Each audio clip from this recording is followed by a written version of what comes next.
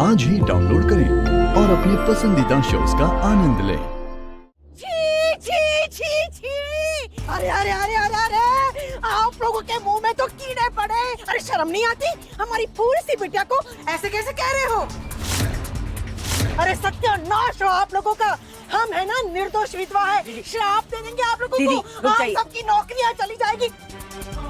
ये विधवा आप लोगों को छोड़ने के लिए क्या कर रही है? अरे रुको राशिक! अरे दीदी रुक जाइए दीदी!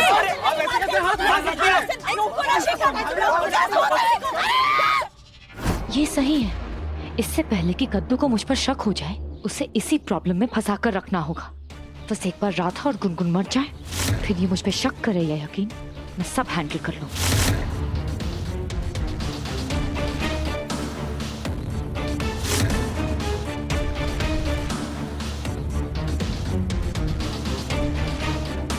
देखिए, ये है इस परिवार की असलियत। किस तरह पत्रकार से बदतमीजी और हाथापाई की जा रही है।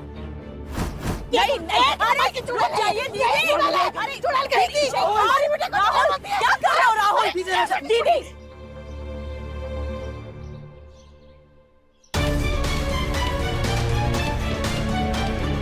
दूसरों का ही तो मैं पहले सोच रही हूँ कि कैसे उन्हें अपने रास्ते से हटा। हे बाके बिहारी जी, मदद कीजिए मेरी।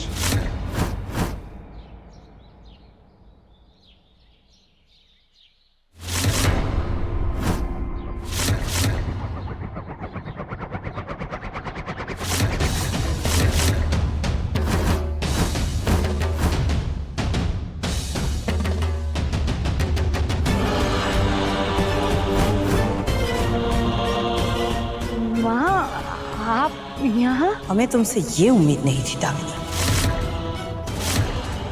मतलब मैं कुछ समझी नहीं। हम अच्छी तरह से समझ गए हैं कि तुम्हारा प्लान क्या है।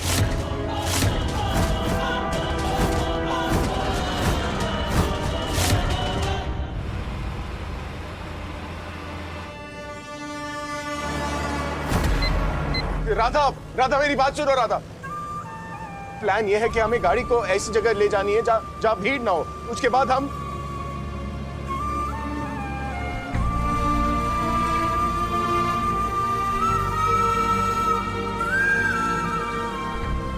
राधा, वो राधा, प्लीज रोना बंद कर दो राधा। मैं जानता हूं तुम डरी हुई हो राधा, लेकिन मेरी बात मानो। हमने सबको बचाने का प्लान बना लिया है। मोहन जी, प्लान तो आपने बना लिया है, लेकिन अगर हम उस प्लान पे खड़े नहीं उतर पाए तो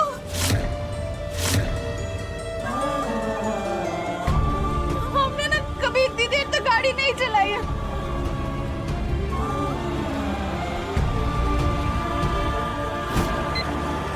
और अगर हमारी किसी गलती की वजह से इतने सारे बच्चों को कोई खतरा हो गया तो हम क्या करेंगे? राधा, कुछ नहीं होगा, किसी को कुछ नहीं होगा, ठीक है?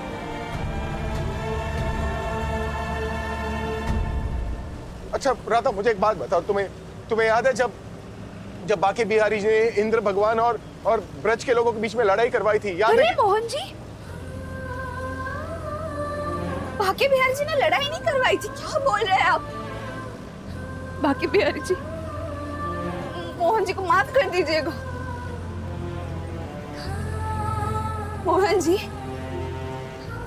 बाके बिहारी जी ने ब्रज के लोगों को समझाया था कि वर्षा गोवर्धन पर्वत के वजह से होती है, तो उन्हें गोवर्धन पर्वत की ही पूजा करनी चाहिए। तभी तो इंद्रदेव को गुस्सा आया था ना, और उन्होंने जोर से बारिश कर दी थी। हे बाके बिहारी जी, मेरे सामने मेरी बच्ची खतरे में है। कितने माओ की बच्चियां खतरे में है, लेकिन मैं कुछ नहीं कर सकती। आपने मुझे इतना लाचार क्यों बनाया? क्यों इतना बेबस बनाया आपने मुझे? प्लान? कौन सा प्लान माँ? बेवकूफ समझती हो हमें? बेवकूफ दिखते हैं हम तुम्हें? सच सच बताओ दामिनी, वाकई में तुमने सुना नहीं था जब मोहन ने कहा था कि बैरिकेडिंग मत करो? या तुमने जानबूझकर शेखर को जाकर नहीं बताया था? ओह, मैं फालतू का ही डर रही थी। लगता है माँ ने मेरी बात ही नहीं सुनी। माँ, आप मेरे बारे में ऐसा कैसे सोच सकती हैं? सोच सकते हैं क्योंकि हम बहुत अच्छी तरह जानते हैं कि तुम राधा और गुनगुन से कितनी नफरत करती हो। साफ दिखाई देती है तुम्हारी नफरत। हाँ, आप ये सब क्या बोल रही है? मैं ऐसा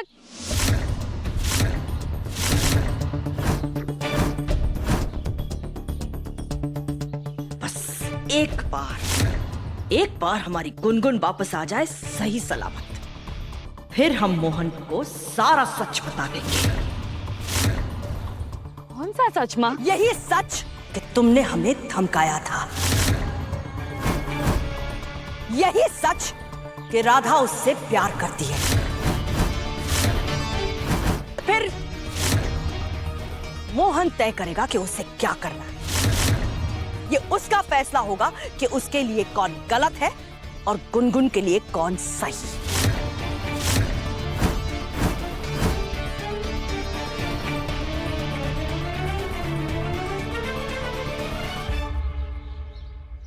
लो, एक दुश्मन खत्म नहीं होता कि यहाँ पे दूसरा खड़ा हो जाता।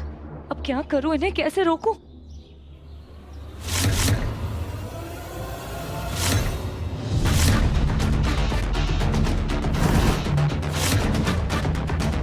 अब इतने सारे पाप कर ही लिए तो एक और सही। और आज वैसे भी इतने सारे बच्चे मरेंगे। गुनगुन मरेगी, राधा मरेगी, केतकी मरेगी। एक मौत और सही।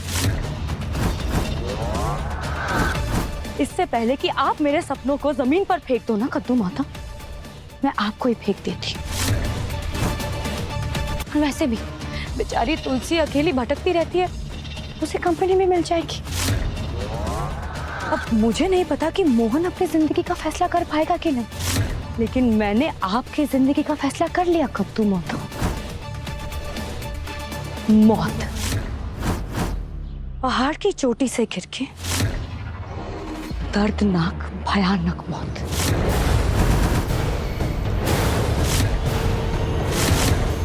आप प्लान कर ही लिए, उसे एग्जीक्यूट भी कर लो।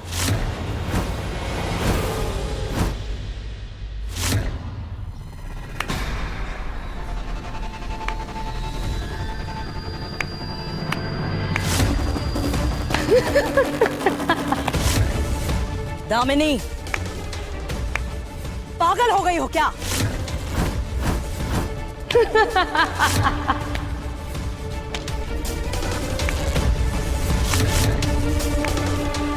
ये क्या पागलपन है? तुम्हारी हंसी बता रही है कि तुम्हारे इरादे ठीक नहीं है। आप जानना चाहती थी ना माँ कि मेरे दिमाग में क्या चल रहा है? चलिए आपको बताती हूँ।